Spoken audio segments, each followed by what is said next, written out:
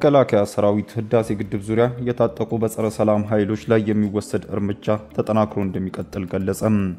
መከላከያ ሰራዊት በታጠቁ የታላቁ ህዳሴ ግድብ ዙሪያ የሚንቀሳቀሱ ጸረ ሰላም ኃይሎች ሲል በጠራቸው አካላት ላይ የምዕራብ እዝ ህዳሴ ኮር ክፍለ ጦሮች የሚወስዱትን እርምጃ አጠናክሮ መቀጠላቸውን ገለጸ። የምዕራብ እዝ ህዳሴ ኮር አንድ ክፍለ ጦር በቤንሻንጉል ጉሙዝ መተከል ዞን በጉባ ወረዳ በተሰማራበት ጊዜ ጀምሮ በጸረ ሰላም ኃይሎች ላይ መጠነ ሰፊ እርምጃ በመውሰድ የበርካታ የጦር መሳሪያዎችን መማረካቸውና ጸረ ሰላም ኃይሎቹ ላይ ዳግም የማያዳግም እርምጃ እየተወሰደ መሆኑን የክፍለ ጦሩ ምክትል አዛዥ ለኦፕሬሽናል ሻለቃ አክሊሉ ወልደ ጊዮርጊስ ተናግሯል። ክፍለ ጦሩ ባደረገው ዘመቻ ጸረ ሰላም ኃይሎቹ ሲጠቀሙበት ከነበረ 01 አርፒጂ ላውንቸር መሳሪያ ወደ 04 የሞርተር ቁምብላ ኋላ ቀር መሳሪያ የላውንቸር መቀጣጣያ ክብሪት የሞተር ካምሱር ሞተር ሳይክል በቁጥጥር ስር መዋላቸው ምክትል አዛዡ ማረጋገጣቸው መከላከያ ሰራዊት አስታውቋል። ሻለቃ አክሊሉ ወልደ ጊዮርጊስ የኢትዮጵያን እድገትና ብልጽግና የማይፈልጉ የውስጥ ቅጥረኛ ባንዳ ላይ ክፍለ ጦሩ የሚወስደው እርምጃን አጠናክሮ ይቀጥላል ሲሉም ገልጸዋል። በጎርጎሮሲያኑ 2019 እና 2022 ዓ.ም መካከል በቤንሻንጉል ጉሙዝ ክልል ከነበሩት ግጭቶች በኋላ የተፈጠረውን አንጻራዊ ሰላም አደጋ ላይ የጣለ አዲስ የጸጥታ ችግር ከመከተል ዞን ከግንቦት 2017 ዓ.ም ጀምሮ ተከስቷል። አብዛኛው ማንነታቸው ባልታወቀ ከባድ መሳሪያ በታጠቁ ታጣቂዎች ለሳምንታት የዘለቀውን ጥቃት በተለይም በቡለን ወረዳ ጉባ ዲባቴ ዳንጉርና የማንዱራ ወረዳዎችም ተጽዕኖ ያስከተለ ሲሆን ይህም ለተጨማሪ ሰላማዊ ሰዎች ሞት መፈናቀልና የንብረት ውድመት ምክንያት ሆኗል። በመተከል ዞን ህዳሴ ግድቡ የሚገኝበት ጉባ ወረዳ ከ2019 ጀምሮ በተደጋጋሚ ለሚከሰቱ ግጭቶች ዋነኛ ማዕከል ሆኖ ቆይቷል። ከ2022 መጀመሪያ ጀምሮ አንጻራዊ መረጋጋት ቢታይም አሁን ላይ ግን የሰላሙ ሁኔታ ዳግም አደጋ ላይ የወደቀ ሲሆን ይህ ደግሞ በህዳሴ ግድብ ዙሪያ ያሉ አካባቢዎችን የጸጥታ ችግር ላይ ይበልጥ አባብሶታል። ይህ የመከላከያ ሰራዊቱን መግለጫ ያወጣው ኢትዮጵያ ህዳሴ ግድብን ለማስመረቅ በዝግጅት ላይ ባለችበትና ግብጽ ፕሮጀክቱን ለመቃወም የዲፕሎማሲያዊ ጥረቷን ባጠናከረችበት ወቅት ነው። በዚህም ወር መጀመሪያ ላይ የግብጽ የውጭ ጉዳይ ሚኒስቴር ሳሜ ሹክሪ እና የመስኖ ውሃ ሀብት ሚኒስቴሩም የኡጋንዳው ፕሬዝዳንት ዩዌሪ ሙሴቬኒን ያነጋገሩ ሲሆን በውይይታቸውም ላይ ካይሮ በውሃ ደህንነቷ ላይ ያላትን ያሉና ስጋት ደግመው ገልጸዋል ሲሉም አስታውቀዋል።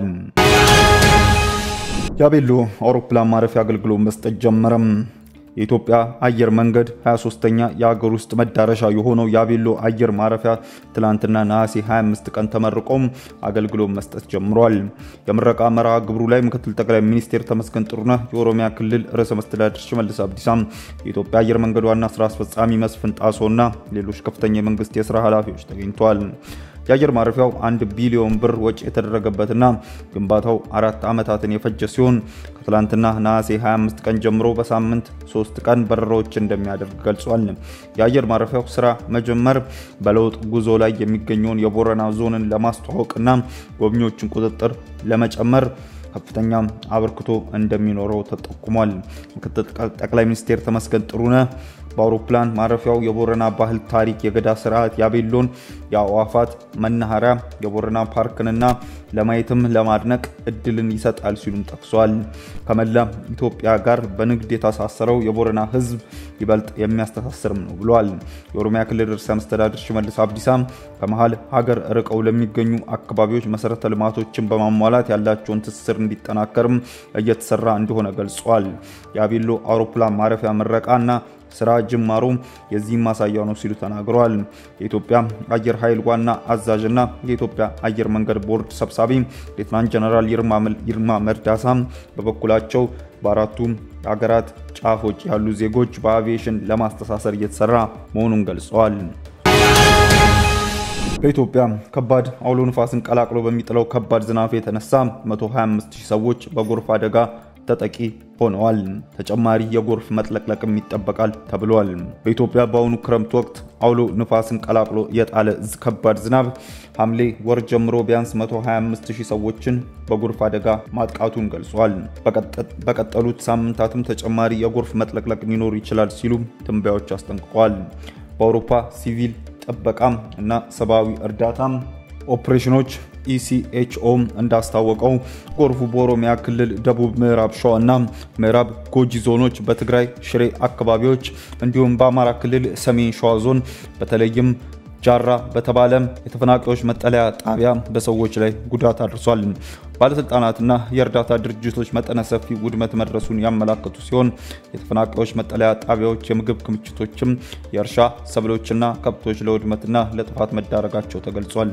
በተለይም በአማራና በሰሜን ምዕራብ ትግራይ የሚገኙ ተፈናቃዮች ለተደጋጋሚ አደጋ የተጋለጡ ሲሆን በቅርብ ለሰብአዊ እርዳታ የሚሰጠው የገንዘብ ድጋፍ መቋረጡ ምክንያት ይበልጥ ተጠቂ ናቸው ተብሏል።